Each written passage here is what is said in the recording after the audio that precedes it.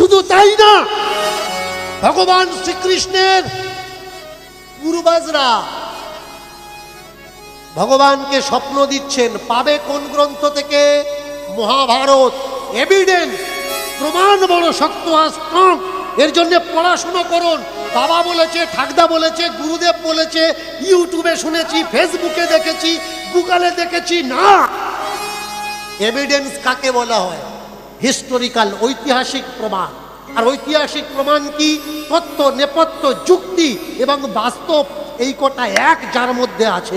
যাকে হিস্টোরি মানুষগুলো যাকে মান্যতা দেয়, স্কলাররা যাকে মান্যতা দেয়, তার লেখা বই পড়ুন, তবে জানতে পারবেন সঠিকটা কোথায়।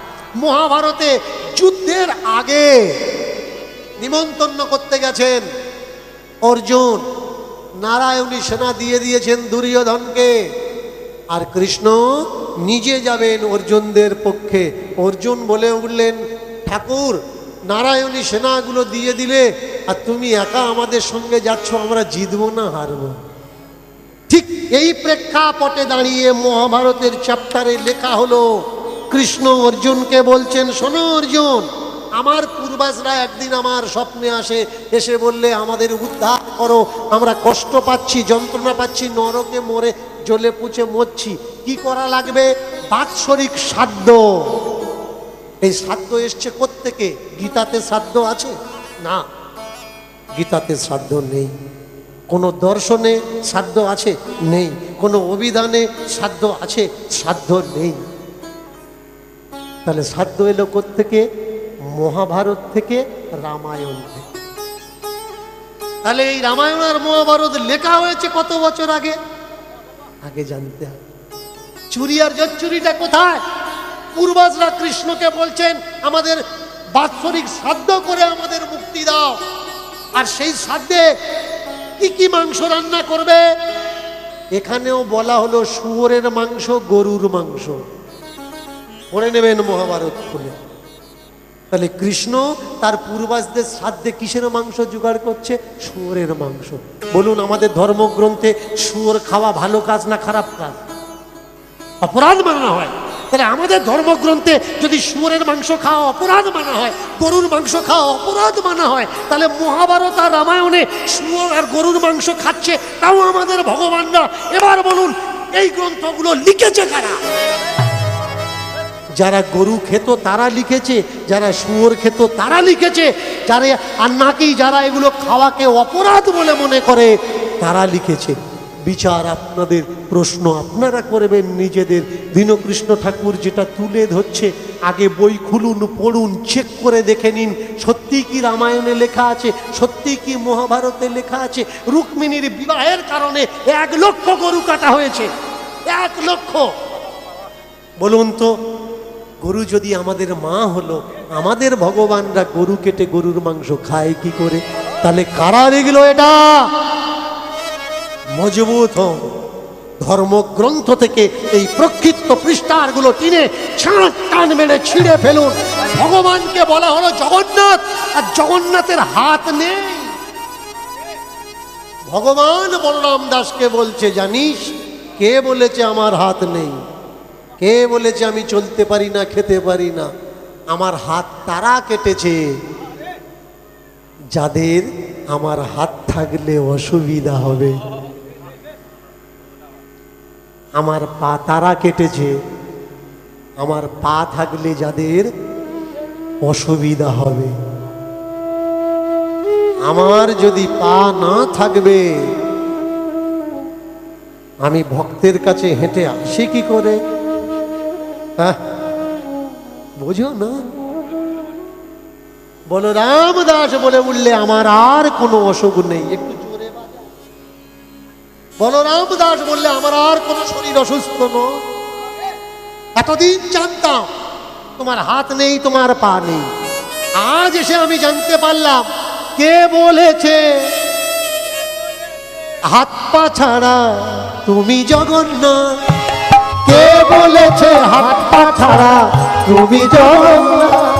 কে বলেছে হাত পা ছাড়া তুমি জগন্নাথ?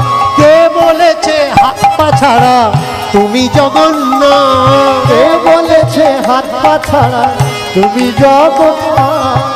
তাহলে কি করে খাও তুমি রান্না ভাত, তুমি রান্না ভাত? কে বলেছে হাত পা ছাড়া তুমি জগন্নাথ। কে বলেছে হাত পা ছাড়া তুমি জগন্নাথ?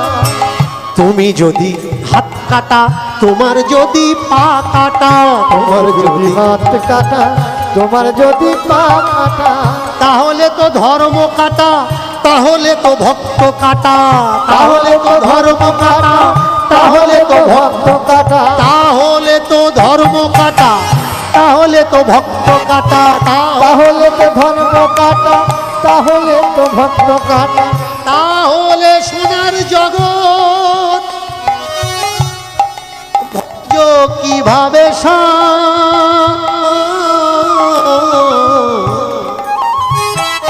কে বলেছে, কে বলেছে হাত পা ছাড়া তুমি জগন্নাথ? কে বলেছে হাত পা ছাড়া তুমি জগন্নাথ? কে বলেছে হাত পা কাটা তুমি জগন্নাথ? অসুস্থ বলরাম বিছানাতে ছিল, তার মাথায় জগন্নাথ হাত বুলিয়ে দিল। অসুস্থ বলরাম বিছানাতে ছিল, তার মাথায় জগন্নাথ হাত বুলিয়ে দিল। অসুস্থ বলরাম বিছানাতে ছিল, তার মাথাতে হাত বুলিয়ে জগন্নাথ দিল। বলে বাছা ওঠ, বদ্যির ওষুধ খা। শুনে রাখো, ভগবান হাত বুলিয়ে দিচ্ছে আর বলছে বদ্যি বাড়ি যা ওষুধ খা। তখন তো ডাক্তার ছিল না, ছিল কি কবিরাজ, কবিরেজ, বদ্যি ছিল পাড়ায় পাড়ায়। জগন্নাথ হাত বুলাচ্ছে আর বলছে তুই বাচ্চা উঠে বস, বদ্যি বাড়ি যা।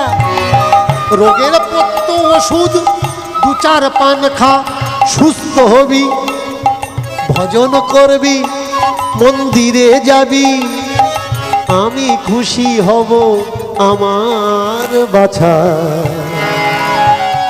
কে বলেছে, কে বলেছে হাত পা ছাড়া তুমি জগন্নাথ? কে বলেছে হাত পা কাটা তুমি জগন্নাথ? কে বলেছে হাত পা কাটা তুমি জগন্নাথ? কে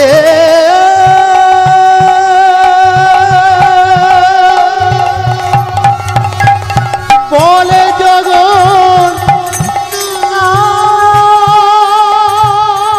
কে বলে জগন্নাথ? হাত পা তোমার নাই, নাই, নাই।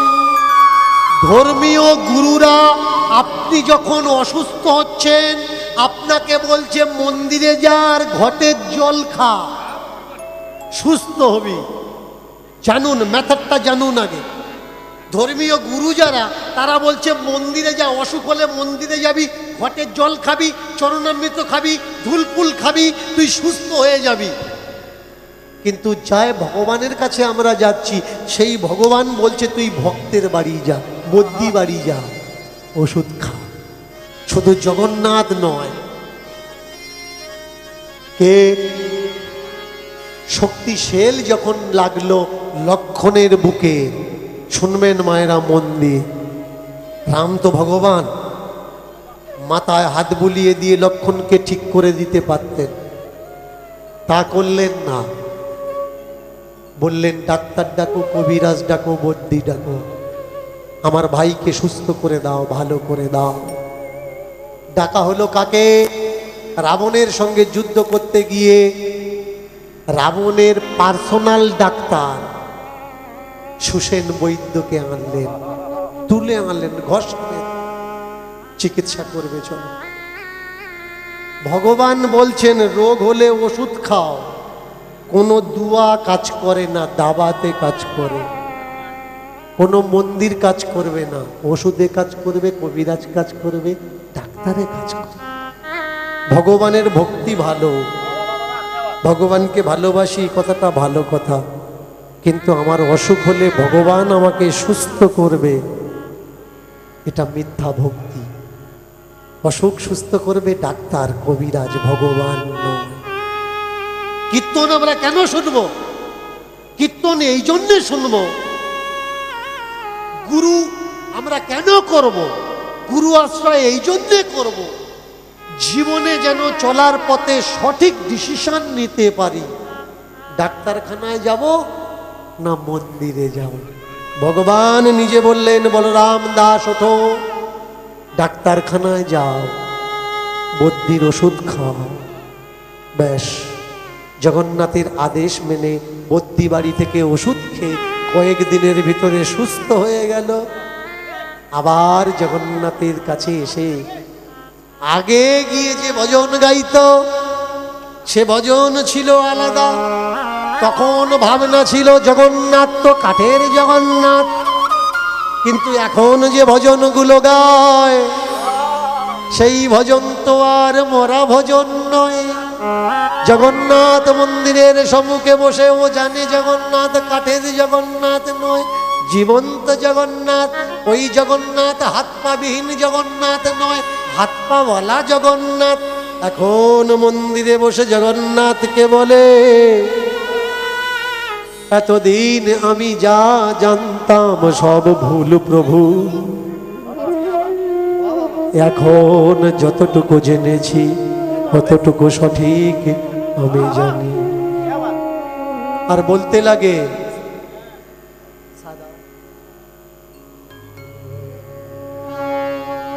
मत कर तू अभिमान रे बंदे, मत कर तू अभिमान, मत कर तू अभिमान रे बंदे, मत कर तू अभिमान। आनी जानी दो चार दिन की, आनी जानी दो चार दिन की, बसंत की पवनों समान रे बंदे, मत कर तू अभिमान, मत कर तू अभिमान रे बंदे, मत कर तू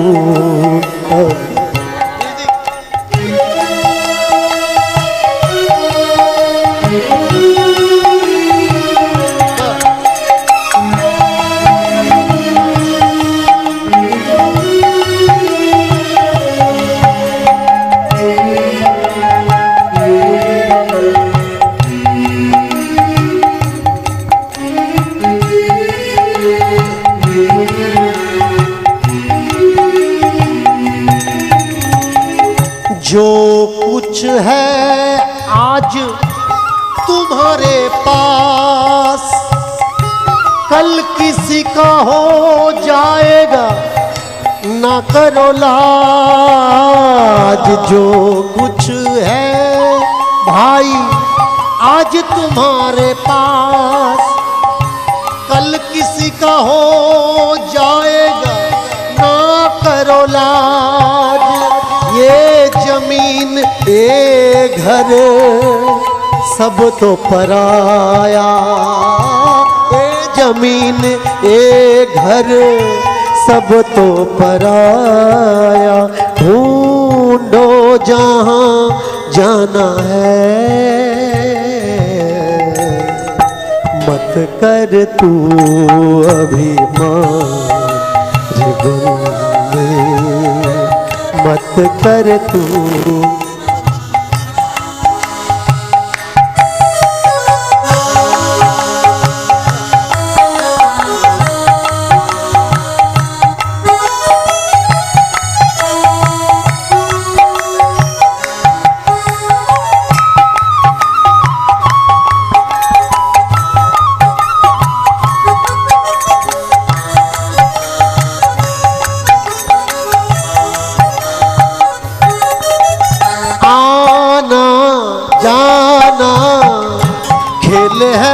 पुराना आना जाना खेल है पुराना 10 20 30 60 है जीना मरना रहना नहीं है यहाँ यहाँ यहाँ रे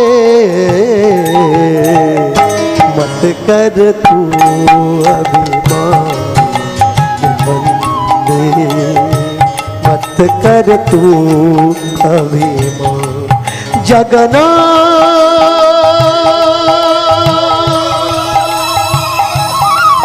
जगना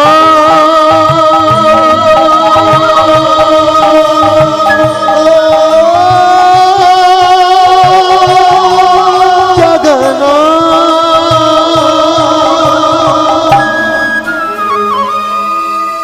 মন্দিরে বসে বসে করতালি দিয়ে চোখ বন্ধ করে ভজন করে।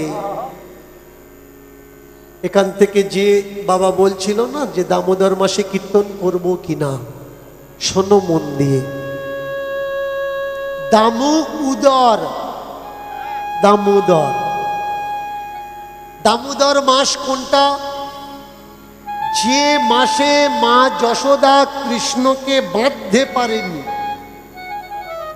সেই মাসকে দামোদর মাস বলা হয়। বাঁধতে পারেনি বলে দামোদর মাস নয়। মা যশোদা মাথা নিচু করে ভগবানের চরণে মাথা নুইয়ে দিয়েছে, আর মাথায় ফুল ছিল, ফুলটা ভগবানের পায়ে পড়েছে, এর জন্য দামোদর মাস। ফুল হাতে করে নয়, ফুল মাথায় করে ভগবানের পায়ে দাও, এটা হলো দামোদর মাস। হাত আমার নোংরা হতে পারে, অঙ্গ আমার নোংরা হতে পারে, প্রত্যঙ্গ আমার নোংরা হতে পারে, কিন্তু মাথা, তাহলে বলতে পারো যে ঠাকুর বাবা ফুল তো তুলতে গেলে হাত দিয়েই তোলা লাগবে, মাথা দিয়ে তো আর তোলা যাবে না। হাত দিয়ে তুলে মাথায় রাখবে, তবে তো নিচু করবে, তবে তো পড়বে না। ওই ফুলের কথা ভগবান বলেনি। Fool, fool means not for flower, fool means ফুল।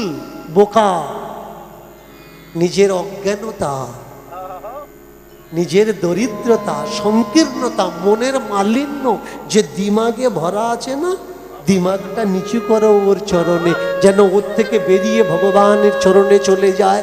আর ভগবানকে বলতে পারি, ভগবান আমার মাথার কুবুদ্ধি আমি তোমায় দিয়ে দিলাম, মন্দ বুদ্ধি দিয়ে দিলাম, হিংসা দিয়ে দিলাম, ঘৃণা দিয়ে দিলাম, বিদ্বেষ দিয়ে দিলাম। হে দামোদর, তোমার উদরে যেমন দামু অনেক কিছু তুমি গ্রহণ করো, তেমনি আমার অপগুণগুলো তুমি তোমার উদরে আশ্রয় করো ভগবান। এর জন্য দামোদর করো জোর করে জগন্নাথের কাছে প্রার্থনা করে, আর বলে জগন্নাথ তোমার যত খারাপ আমাকে দাও, আর আমার যত ভালো তুমি নাও। ওমা, গান তো শুধু গান নয়, গান তখন সুমধুর হয় যখন গানের সঙ্গে বাজনা হয়। এতদিন তো করতালি দিয়ে গান গাচ্ছিল, বাজনা ছিল না। ধর্মগ্রন্থ পড়বেন, দেখবেন গ্রন্থে উল্লেখ আছে, কোনো ব্যক্তি যখন সাধনার উচ্চ শিখরে পৌঁছায় তখন তার পিছনে সেই স্তরের দেবতারা দেবীরা তার পিছনে শত্রু লাগিয়ে দেয়, ও যেন এই জগৎ পর্যন্ত না আসতে পারে। তাহলে এই জগতে আমরা থাকবো না, ওরা থাকবে। এর জন্য আপনি সাধনা করতেই পারবেন না। আর আপনার পিছনে শত্রু লেগেছে মানে আপনার বুঝতে হবে আপনার উন্নতি হচ্ছে, তাই শত্রু লেগেছে।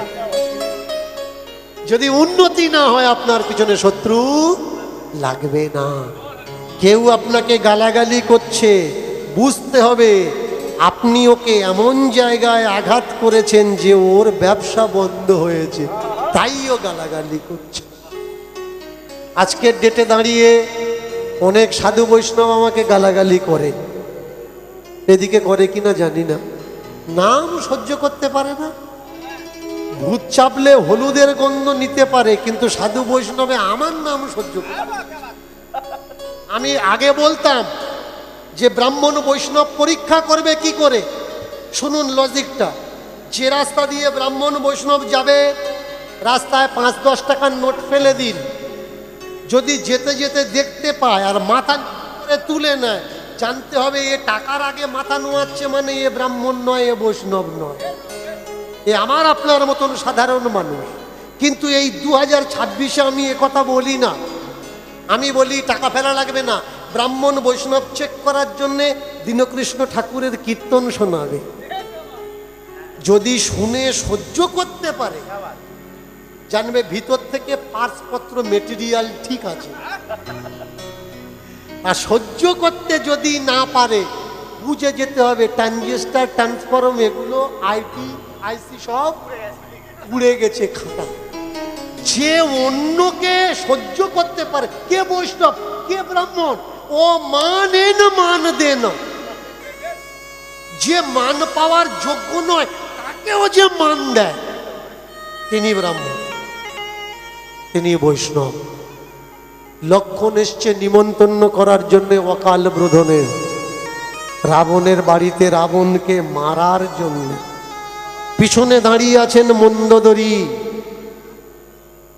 মন্দোদরীকে এসে রাবণ বলছে, চলো, ছোট ঠাকুর এসছে, পা ধুইয়ে দিয়ে পা মুছিয়ে দাও।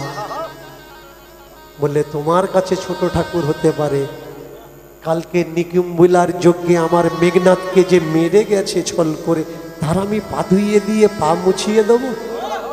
রাবণ বললে, তুমি মন্দ উদরী, মন্দ উদর, উদরী, তোমার পেটে মন্দটা ভরা, ভালোটা তোমার পেটে নেই। অতিথি নারায়ণ হয়, অতিথি দেব ভাবা। বাড়িতে যদি যত বড় শত্রু আসুক, উচ্চ আসন দিতে হয়। বাড়িতে আসা ব্যক্তি শত্রু নয়। এই কথাটা কি তোমার বাপ মা তোমাকে শেখায়? চলো।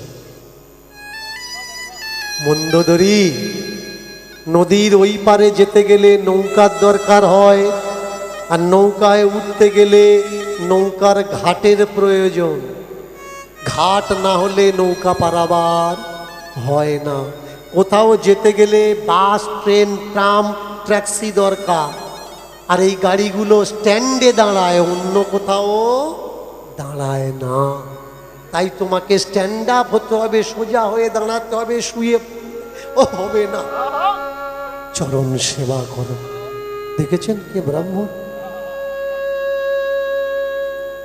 সচিমাগের আঙিনায় বৈষ্ণব সেবা দেব বলে কুমড়ো কাটতে গিয়ে ছেলের মাথায় পোঁচ বসিয়ে দিয়েছে।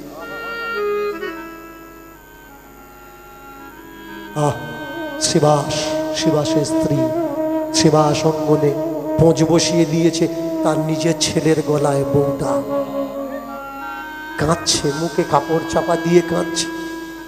শিবাস বলছে, কেঁদো না, চাপা দাও। আমার বাড়িতে বৈষ্ণব এসছে, কান্নার আওয়াজ শুনলে বৈষ্ণবেরা আজকের আমাদের বাড়িতে আর খাবে না, শুনে অপরাধ হয়ে যাবে। সরিয়ে দাও, মরা ছেলেটা সরিয়ে দাও, চাপা দাও, যা হয়েছে তাই হয়েছে। খেতে বসেছে, খেতে বসে মহাপ্রভু বললে, শিবাস, তোমার ছেলেটাকে দেখছি না, ডাক দাও, একসঙ্গে খাবো। ছোট ছেলে কোথায় গেছে? আপনি খান ঠাকুর, আপনি খান। বলতে পারছে না, বুক ফেটে যাচ্ছে যে ছেলেটা আর আসবে না। ও এমন একটা জায়গায় গেছে, ঠাকুর লাখ চেষ্টা করো আর ফিরবে না। রান্নাঘরের দরজায় দাঁড়িয়ে শিবাসের স্ত্রী মুখে কাপড় চাপা দিয়ে কাঁদছে, ঠাকুর যে গেছে যাক, তাকে আর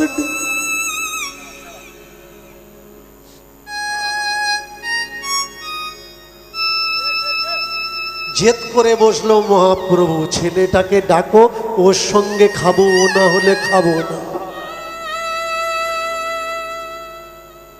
দুটো হাত ধরেছে শিবাস, ঠাকুর খেয়ে নাও, ছেলেটা পরে খাবে, খেয়ে নাও। হাত ঝাড়া মেরে বললে পরে খাবে মানে? এ খোকা, এই খোকা কোথায় আছিস? আয় তো বাবা, একসঙ্গে খাবো। রান্নাঘর থেকে ছুটে এসে মহাপ্রভুর পাতে বসেছে। প্রেম সে নিতাই গৌর।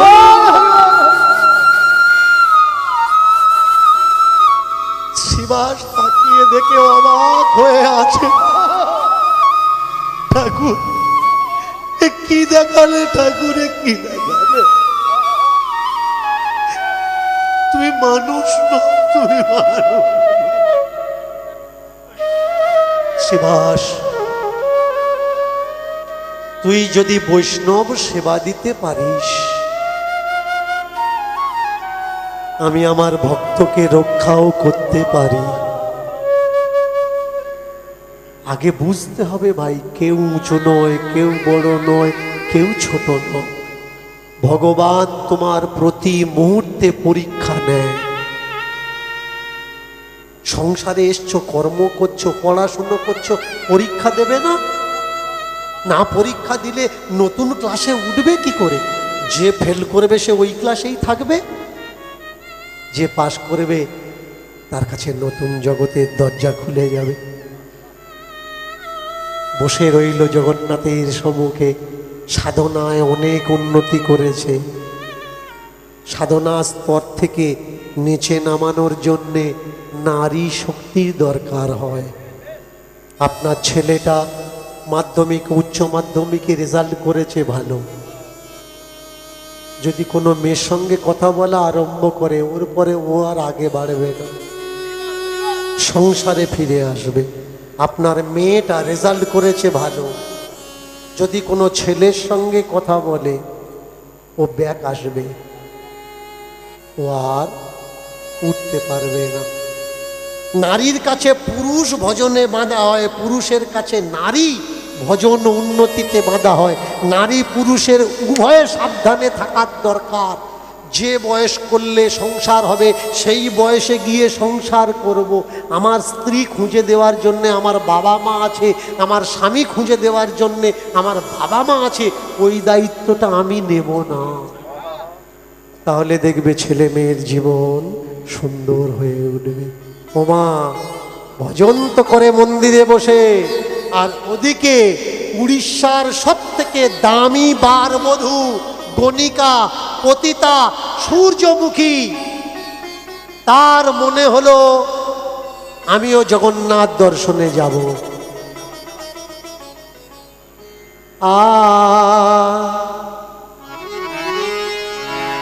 আমি সেজেছি সজনী যাব বলে, সেজেছি সজনী যাব বলে। আমি সেজেছি সজনী যাব বলে, আমি সেজেছি সজনী যাব বলে। বলুন তো মায়েরা, আমরা যখন মন্দিরের সামনে যাই, মন্দির দেখি, কোনো ভালো বাড়ির সামনে যখন যাই তখন বাড়ি দেখি, খাবার দোকানের সামনে গিয়ে খাবার দেখি। এমন কোন জায়গা যে জায়গায় গিয়ে আমরা সেটা দেখি না, আমরা নিজেকে দেখি? সেটা হলো আয়না, দর্পণ। কাঁচের আয়নার সামনে গিয়ে আমরা আয়না দেখি না, কি দেখি? নিজেকে দেখি। আয়না হলো ওই জগৎ আর এই জগতে যাতায়াতের রাস্তা। আয়না দ্বারা সে জগতে যাওয়া যায়, আয়না দ্বারা এ জগৎকে বোঝা যায়, আয়না দ্বারা অন্যকে চেনা যায়, আয়না দ্বারা নিজেকেও চেনা যায়। অলোকা তিলোকা যত মুখে মাখে অবিরত, অলোকা তিলোকা যত মুখে মাখে অবিরত, অলোকা তিলোকা যত মুখে মাখে অবিরত, অলোকা তিলোকা যত মুখে মাখে অভিযত অলকা অলকা অলকা অলকা তিলকা যত মুখে মাকে অবিরত কাজল টানা নয়নের চাহনি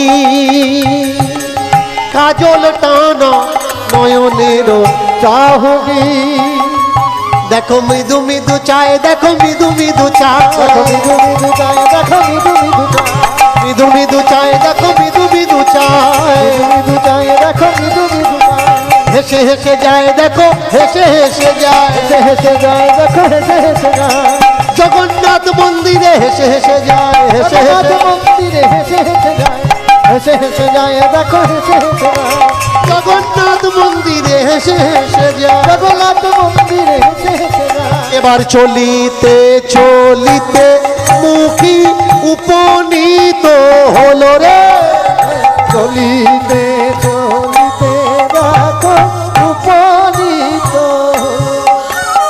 সূর্যমুখী মন্দিরে আসিয়া দাঁড়ালো ওই সূর্যমুখী মন্দিরে আসিয়া দাঁড়ালো এবার চতুর্দিকে জয়ধ্বনি উলুধ্বনি হলো জগন্নাথ জিউ কি জগন্নাথ জিউ কি জগন্নাথ জিউ কি চতুর্দিকে জয়ধ্বনি উলুধ্বনি হলো এবার শঙ্খ ধ্বনি ঘণ্টা ধ্বনি বাজিতে লাগিল এবার শঙ্খধ্বনি ঘণ্টাধ্বনি বাজিতে লাগিল এবার শঙ্খ ধ্বনি ঘণ্টা ধ্বনি বাজিতে লাগিল এবার শঙ্খধ্বনি ঘণ্টাধ্বনি বাজিতে লাগিল এবার জয় দেয় জয় দেয় জয় দাও জয় দাও জয় দেয় জয় দেয় জয় দাও জয় দাও জয় দিলে জয় হবে জয় দাও জয় দাও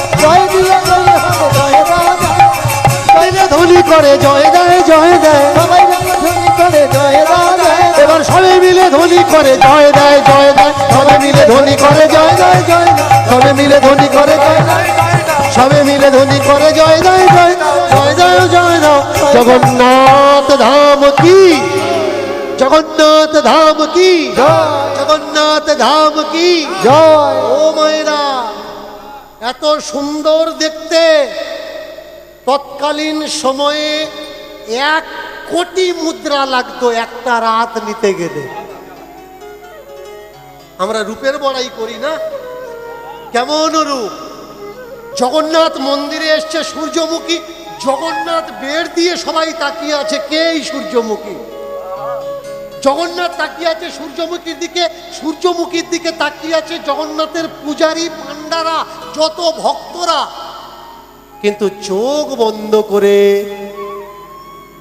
বলরাম দাস জগন্নাথকে ভজন শোনাচ্ছেন আর সেই ভজনের তালে তালে চন্দ্রমুখী দাঁড়িয়ে দাঁড়িয়ে সূর্যমুখী দাঁড়িয়ে দাঁড়িয়ে নপুরের ছমছম করে একটু আগে বলছিলাম না যে গান তখনই সুন্দর হবে গানের সঙ্গে যদি বাজনা আসে সংসার তখনই সুন্দর হবে সংসারে যদি একটা মিষ্টি বৌমা আসে শুনে নাও মায়েরা সংসারে যদি মিষ্টি বৌমা আসে সংসার সুন্দর হবে আর সংসারে যদি বোমা ঢোকে সুন্দর সংসার ফেটে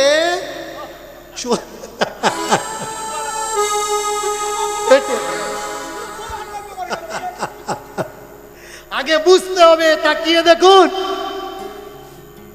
জগন্নাথ তাকিয়ে আছে ওরে বাবরে কে আমি এত রূপ দেখেছি কিন্তু এমন রূপ দেখিনি ভজন করতে করতে যখন নপুরের তাল দিচ্ছে ভজন শেষ সূর্যমুখী নিজের গন্তব্যে চলে গেছে ভজন করে উঠে দেখছে পিছনে কেউ নেই ভালো লাগা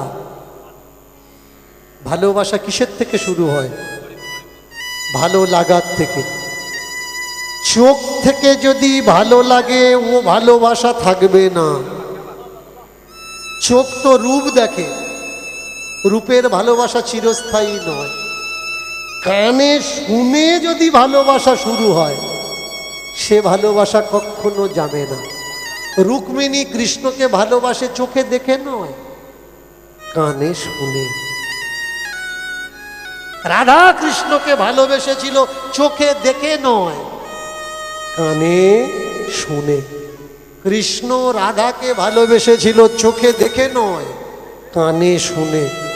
প্রথম ভালোবাসায় কৃষ্ণ রাধাকে কি উপহার দিয়েছিল জানেন মায়েরা? ও মায়েরা, আমরা তো বিবাহ বার্ষিকী বানাই না? নতুন নতুন কালচার, নতুন নতুন অনুষ্ঠান। ঠাকুরদাও বিবাহ বার্ষিকী বানাচ্ছে। 70-80 বছর বয়স হয়ে গেছে, তবুও বিবাহ বার্ষিকী। রাধা কৃষ্ণের ভালোবাসায় কৃষ্ণ রাধাকে প্রথম কি উপহার দিয়েছিল জানেন? রাধা কৃষ্ণ প্রেম ও লীলামৃত গ্রন্থ পড়বেন। মাটির হাঁড়িতে করে 1 হাঁড়ি রসগোল্লা দিয়েছে। এই রসগোল্লার জন্ম কোথায়? কলকাতায়। সারা ওয়ার্ল্ডে কি বলা হয়? কলকাতার রসগোল্লা। এই রসগোল্লার উপরে কত গান আছে? আই এম এ কলকাতার রসগোল্লা। রসগোল্লা তৈরি হয়েছে কোথায়? কলকাতায়। তাহলে কলকাতায় যদি রসগোল্লা তৈরি হলো, কৃষ্ণ রাধার জন্য রসগোল্লা পেল কোত্থেকে? তাহলে কৃষ্ণ প্রেম লীলা গ্রন্থে একটু পেঁয়াজ মারা নেই মনে হচ্ছে না? আগে জানতে হবে কৃষ্ণকে। কৃষ্ণ কিন্তু একটা নয়, কৃষ্ণ 4টা কৃষ্ণ। হরে কৃষ্ণ, হরে কৃষ্ণ, কৃষ্ণ কৃষ্ণ হরে হরে। একটা ইউপির কৃষ্ণ, হরে কৃষ্ণ। শোনো, ইউপির উত্তরপ্রদেশের কৃষ্ণ। আর একটা গঙ্গাসাগরে, এই কদিন আগে গঙ্গাসাগরের পৌষ সংক্রান্তির মেলা হয়ে গেল। গঙ্গাসাগরে কপিল মুনির ছোট ভাই কৃষ্ণ। আর একটা যবন কৃষ্ণ, আর একটা কাল পৌণ্ডরিক কৃষ্ণ। 4 কৃষ্ণ। জানতে হবে কোন কৃষ্ণ ভগবান। আমার কথায় অনেকে জ্বলে উঠেছে, গায়ে ফোসকা পড়েছে। কৃষ্ণকে অসুর বলেছে। কৃষ্ণ বলবো? কৃষ্ণকে অসুর বলেছে, ও লোকের গান শোনা উচিত না। সর্বনাশ হয়ে গেছে। অসুরকে ঋগ্বেদ পড়ে নেবেন। ঋগ্বেদ 10ম মণ্ডল 2য় মণ্ডল পড়ে নেবেন। কৃষ্ণকে সেখানে স্পষ্ট উল্লেখ করা হচ্ছে অসুর বলে। ঋগ্বেদের কৃষ্ণ, ইন্দ্র তাকে হত্যা করছে, কৃষ্ণকে হত্যা করছে। জীবন্ত অবস্থায় চামড়া ছাড়িয়ে নিয়ে চিতার আগুনে পুড়িয়ে মারছে। আর ভাগবতের কৃষ্ণ ইন্দ্রকে দমন করছে গোবর্ধন ধারণ করে। মহাভারতের কৃষ্ণ পারিজাত পুষ্প আনার জন্য, রুক্মিণীর জন্য ইন্দ্রকে দমন করছেন। আলাদা আলাদা প্রেক্ষাপট জানা লাগবে। সত্যিটা কি, মিথ্যেটা কি। আমার কথার কেউ কোড অ্যান্ড কোড উত্তর দেয় না। চর্চা করেন, চর্চা হওয়া চাই, হওয়ার দরকার।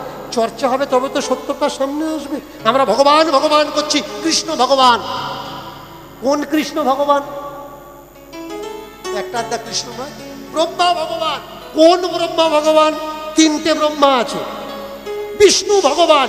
কোন বিষ্ণু ভগবান? 7টা বিষ্ণু আছে। আগে জানতে হবে কোন বিষ্ণু ভগবান। কৃষ্ণকে বিষ্ণুর অবতার কৃষ্ণ।